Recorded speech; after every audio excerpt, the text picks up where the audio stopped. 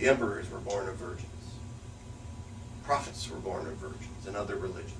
Kings were born of virgins. A virgin birth was a flag to say, here's an important person. But look what we've done.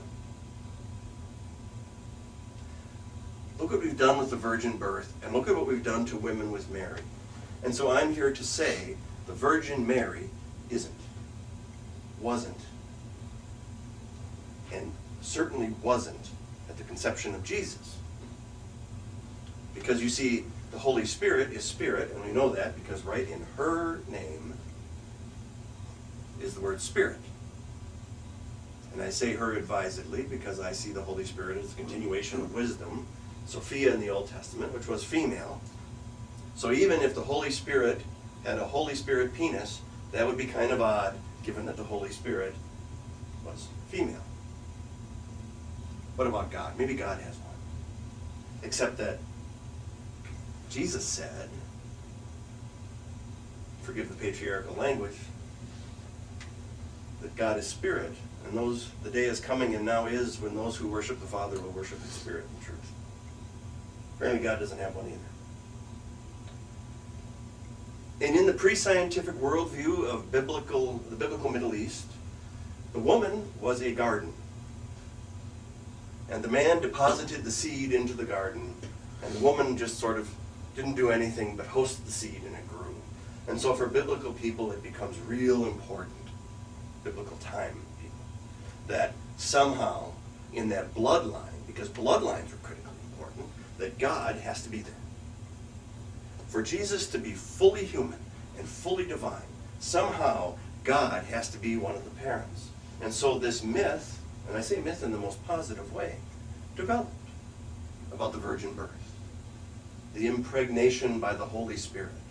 And in medieval times, there was a great deal of speculation about the holy penis.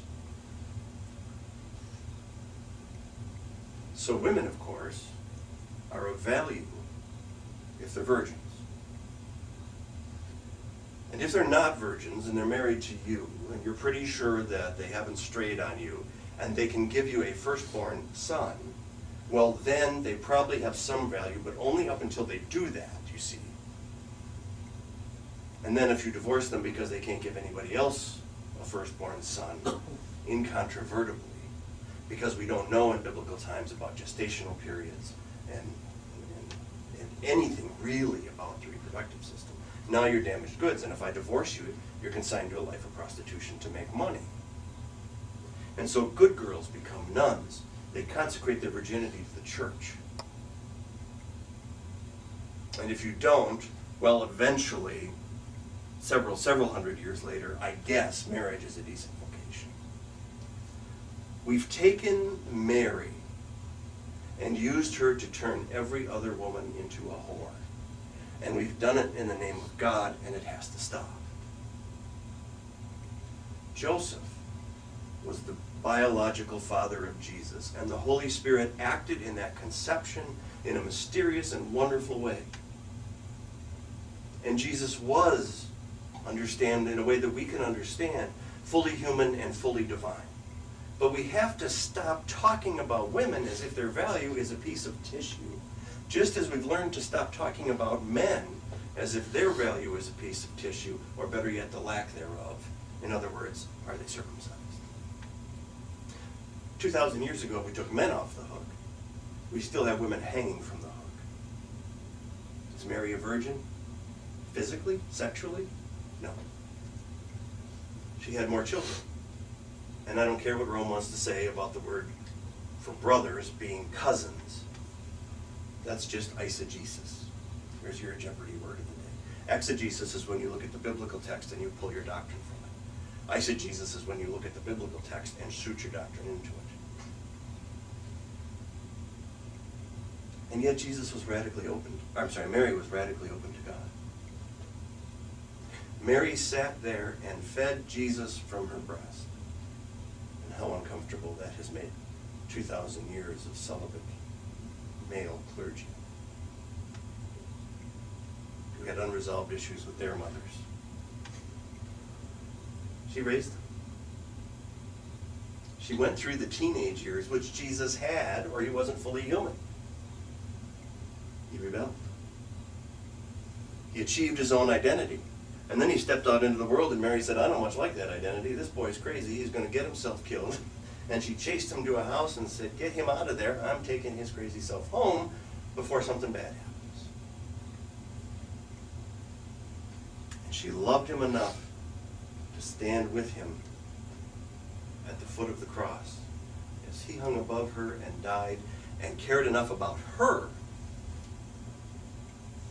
to give her over to John for him to take care of her. If Jesus is fully human, he had two fully human parents. If Mary is the spiritual example in a true healthy way that we're supposed to follow, she loved Joseph. And because she loved him and was married to him and had several children by him, we can be pretty certain she had sex with him. And that's a good thing too.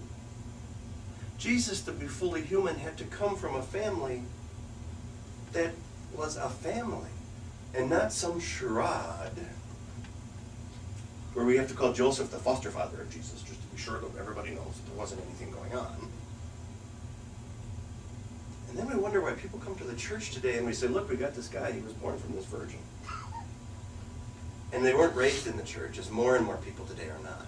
And we wonder why they can't connect with that. It's a pretty crazy story.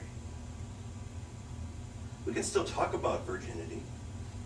We can still talk about, in a way, virginity being that willing openness to God's love, to spreading that love. And isn't that more meaningful than a piece of tissue?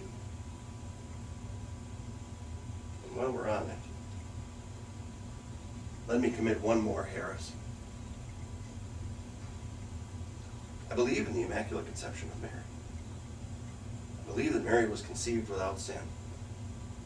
And so are you, and you, and you, and you, and me.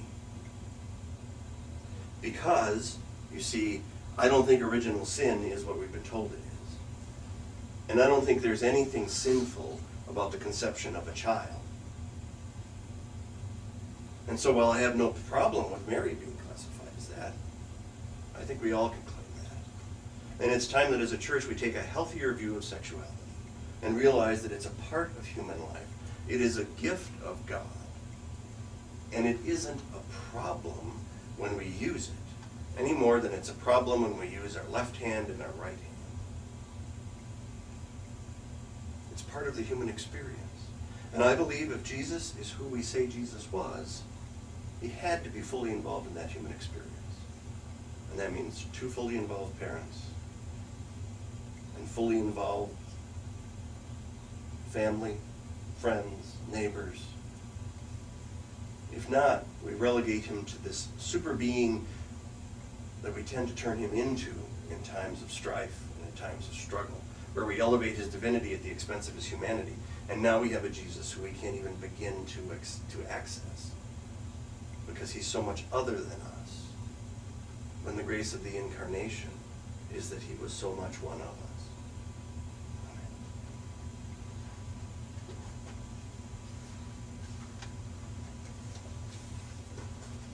Should get my letter of excommunication tomorrow.